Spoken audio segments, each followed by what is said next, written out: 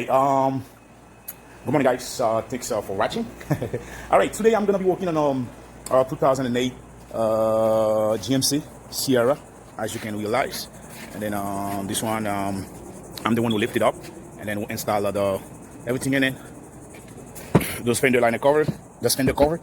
All right, so the customer is bringing the car this morning and then complaining about an issue with overheating. And he said the car is overheating when he's driving on the I-95, and then when he stop at the stop sign, and then it looks like the gauge is going up or is going down, so to the middle. So most of the time, I can tell you guys, when you deal with a situation like that, where your car is overheating when you're driving it on the highway, or when you're driving it and when you stop at a stop sign and then you see the gauge is going back down, most of the time it's insufficient of coolant. It's like you're losing most of your coolant, or you're losing your coolant. And then let me tell you, so some symptoms, some causes that you can that can make you diagnose a car more easily. So if the customer call you in and say, hey, you know what, my car is overheating when I stop at the stop sign, and when I'm going on the highway, it's working fine. But most of the time, that's gonna have to deal with the fan or the radiator is dirty.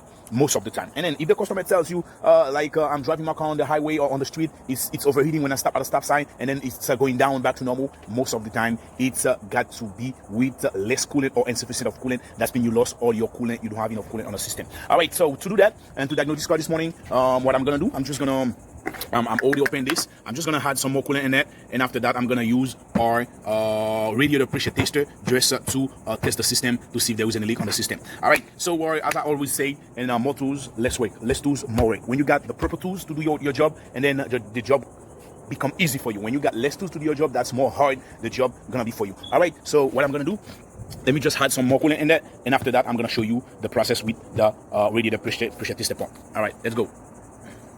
All right, so guys, what I recommend you, when you fill up this, always leave a space where the air can go on the system. Do not fill it up all the way up to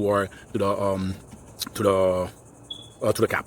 All right, so let me show you what kind of tools that I'm gonna use today. So what I know on this, and I'm pretty sure like the orange one, it's gonna fit on the center. As you can see, that's a radiator pressure tester kit. So you got everything for all kind of radiators, as you can realize, and we got the pump right there. And then the first thing I'm gonna do, I'm just gonna put this in here. I'm gonna try to tighten it. I'm gonna tighten it. All right. Okay, so there was a second thing. Sometimes I recommend put up clips, hose clips, like pliers to stop the air from here. But most of the time, it's when it's not tight enough. Okay, but as I can realize that it's really tight, so I don't need to do that. Okay, the second thing I'm gonna grab, I'm gonna grab this. All right, this one have a hook, as you can have our port. All you gotta do is just put it in there. All right, once you put it in there, the second thing you're gonna do is gonna pump it until you reach 15 psi. Pump it until you reach between 15 to 20 psi. Because the reason why I say that, most of the car, the radiator pressure tester or the pressure that they recommend for those radiators, it's always between like 15 to 20. All right, so let's do that. I'm just gonna put pressure on the system to see what we get. All right. Okay, as you can realize, I put it to 20, and then I already hear water is dripping, or it is, guys. I don't know if you can see it. Did you see that? You see where the antifreeze is coming out? That's right there. That's mean the leak, it's right there on the radiator. Now it's easy. Okay, the leak is on the radiator, as you can realize, guys.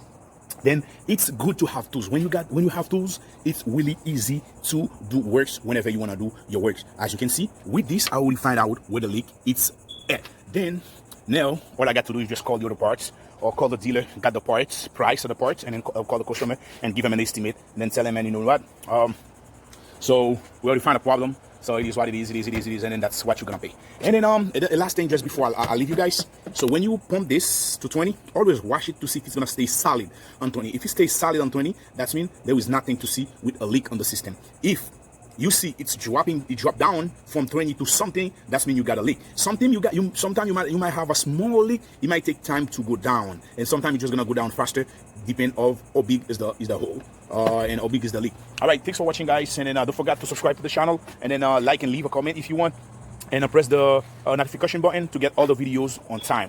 All right, thanks for watching. See you on the next video.